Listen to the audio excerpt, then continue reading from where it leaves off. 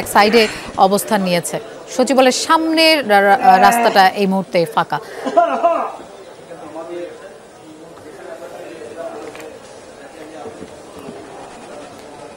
দর্শক, গতকাল milestone school and কলেজে বিমান বাহিনীর প্রশিক্ষণ বিমান বিধ্বস্ত হয়েছে এবং অনেকগুলো শিশু শিক্ষার্থীকে আমরা হারিয়েছি। অনেকেই এখন আহত অবস্থায় বিভিন্ন হাসপাতালে ভর্তি আছে, অনেকের অবস্থাই আশঙ্কাজনক। এই অবস্থায় শিক্ষার্থীরা অনেকগুলো অভিযোগ নিয়ে শিক্ষা উপদেষ্টা এবং শিক্ষা সচিবের পদত্যাগের দাবিতে সচিবালয়ের সামনে বিক্ষোভ করছে এবং আমরা শুধু ঢাকায় না, ঢাকার বাইরেও অনেক শিক্ষা প্রতিষ্ঠানে শিক্ষার্থীদেরকে আমরা বিক্ষোভ করতে দেখেছি।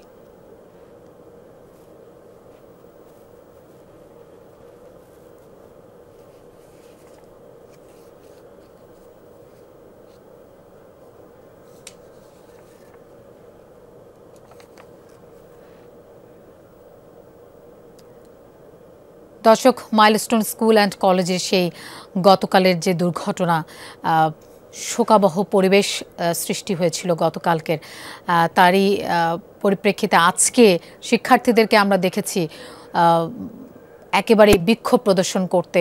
প্রত্যেকটি শিক্ষার্থীর মনের অবস্থাটা আসলে আমরা বুঝতে পারি। পুরো বাংলাদেশ শোকে স্তব্ধ হয়ে গেছে। অনেকেই আহত হয়েছে, অনেক শিশু সন্তানকে আমরা হারিয়েছি।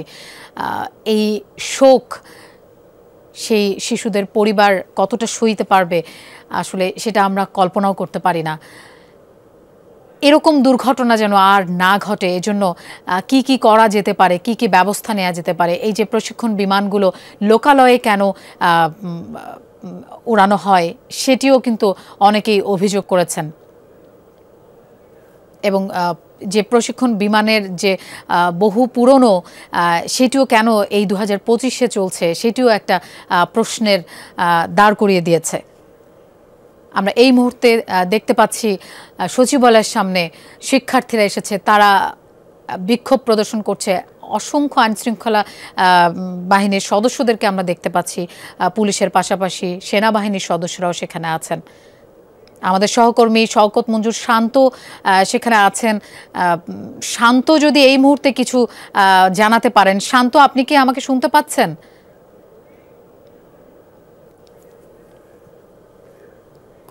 সামনে যে সড়কটি, সেই সড়কের দুই কোণায় অর্থাৎ দুই পাশে এলাকায় কিন্তু সরিয়ে দেওয়া হয়েছে। কিছুক্ষণ আগে আবার আমরা দেখছিলাম যে শিক্ষার্থীরা একজোট হয়ে যে হাইকোর্টের গেট অংশটি রয়েছে সেই সড়ক দিয়ে সচিবালয়ের দিকে আসার করে এবং তাদেরকে কিন্তু আবার পুলিশ ধাওয়া দিয়ে সেদিকে যাচ্ছে এবং শিক্ষার্থীদের অবস্থান যাতে না করতে পারে সেই জন্য পুলিশের এই উদ্যোগ এবং আমরা সেই বহরের সাথে আছি এবং শিক্ষার্থীদের দাবিগুলো ছিল সেই দাবিগুলোর প্রেক্ষিতে যে অভিযোগ করছেন সেই অভিযোগগুলোর দীর্ঘ একটা রয়েছে। তারা কিন্তু বলেছেন যে হচ্ছে স্কুল অ্যান্ড কলেজের যে মানবিক বিপর্যয় ঘটেছে বিমানের কারণে, সেই দুর্ঘটনার প্রেক্ষিতে শিক্ষার্থীদের কিন্তু পড়ার মতো একটা অবস্থা ছিল না। তারা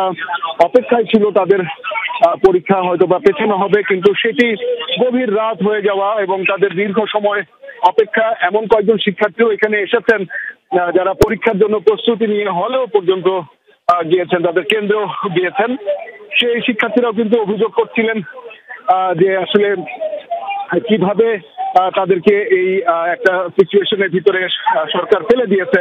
সেই অভিযোগের প্রেক্ষিতে শিক্ষার্থীরা কিন্তু শিক্ষা উপদেষ্টার পদত্যাগ দাবি করেছেন এবং পদত্যাগের যে বিষয়টি, সেই বিষয়টির জন্য 1 ঘন্টা আলটিমেটাম দেওয়া হয় এবং সেই আলটিমেটাম 1 ঘন্টা পার হতেই আমরা কিন্তু দেখেছি শিক্ষার্থীরা দল বেঁধে সচিবালয়ের ভিতরে প্রবেশ করেন এবং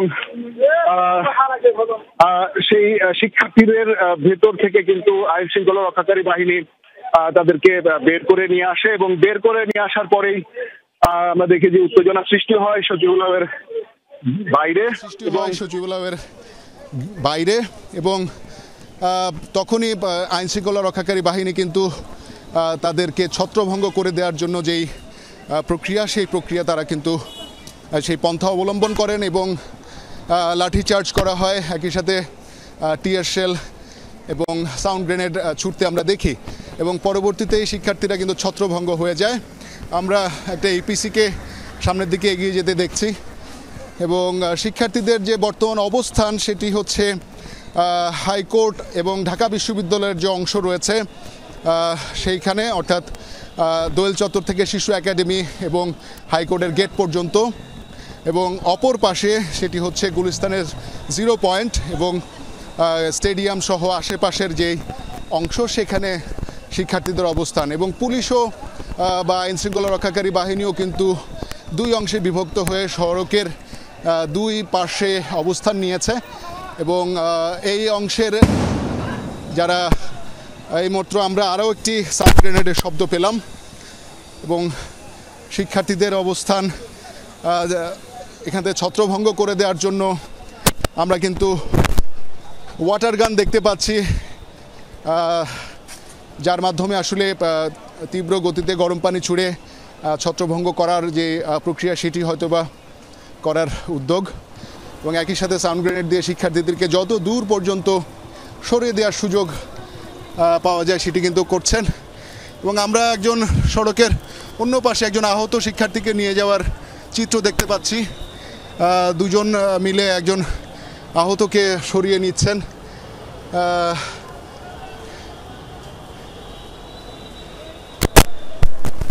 বলতে হবে যে শিক্ষার্থীদের যে অবস্থান, সেই অবস্থান কিছু অভিযোগ নিয়ে তারা এখানে একজোট হন এবং দাবি করতে থাকেন শিক্ষা উপদেষ্টার পদত্যাগ, স্লোগান দিতে থাকেন এবং 1 ঘন্টার আলটিমেটাম তারা দেন। সেই সময় অতিবাহিত হওয়ার সাথে সাথেই শিক্ষার্থীরা কিন্তু সচিবালয়ের গেট ভেঙে ভেতরে প্রবেশ করে এবং সেই প্রবেশ করার স্রোত আমরা দেখেছি অন্ততপক্ষে টানা 10 থেকে 12 মিনিট শিক্ষার্থীরা কিন্তু শুধু ভেতরেই প্রবেশ করেছেন এবং তার কিছুক্ষণ পরে আমরা দেখি পুলিশের অনেক সদস্য কিন্তু ভেতরে প্রবেশ করতে শুরু করেন এবং একটি অ্যাকশন যে নেওয়া হচ্ছে বা হবে সেটির একটা লক্ষণ প্রকাশ পেয়েই কিন্তু আমরা ভেতরে প্রবেশ করি এবং সেই সময় শিক্ষার্থীদের ছত্রভঙ্গ করে দেওয়ার যে চেষ্টা, সেই চেষ্টা কিন্তু আমরা ভেতরে দেখতে পাই। যদিও আমাদের ক্যামেরায় পুলিশের যে পদক্ষেপ, সেই পদক্ষেপে মারধরের চিত্র আমরা দেখিনি বা ক্যামেরায় সেটি ধরাও পড়েনি, কিন্তু যখন শিক্ষার্থীরা বের হয়ে আসছিলেন তখন কিন্তু আমরা বেশ কয়েকজনকে আহত অবস্থায় দেখেছি এবং সেই আহত অবস্থায় কয়েকজন ধরাধরি করে শিক্ষার্থীদেরকে কিন্তু নিয়ে এসেছিলেন এবং আমরা দেখতে পাচ্ছি সড়ক পেরিয়ে শিক্ষার্থীদেরকে লক্ষ্য করে কিন্তু যে সাউন্ড গ্রেনেড ছোড়া হচ্ছে সেটি ধীরে ধীরে আরো বিস্তৃত হচ্ছে, অর্থাৎ সড়কে যান চলাচল কিন্তু স্থবির এবং এটি যে পরিস্থিতি তৈরি করবে, পরিস্থিতি সৃষ্টি হচ্ছে, এটি সাধারণ মানুষের কিন্তু বেশ হুমকি স্বরূপ হয়ে উঠতে পারে বলে অবস্থা দৃষ্টি মনে হচ্ছে। জানি না এখানে আইন শৃঙ্খলা রক্ষাকারী বাহিনী কি পদক্ষেপ নেবেন, কিভাবে সেই পদক্ষেপ নেবেন। আমরা কিন্তু দেখতে পাচ্ছি সড়কে বেশ যাত্রীদের চাপ রয়েছে, গাড়ি ঘোড়ার চাপ রয়েছে এবং এর মধ্যেই শিক্ষার্থীদের অবস্থানকে লক্ষ্য করে পুলিশ সদস্যদের ছেড়ে যাওয়া এবং সাউন্ড গ্রেনেড, এগুলো আসলে কি ক্ষেত্র বয়ে আনবে সেটা আসলে এখনো বলার সুযোগ নেই।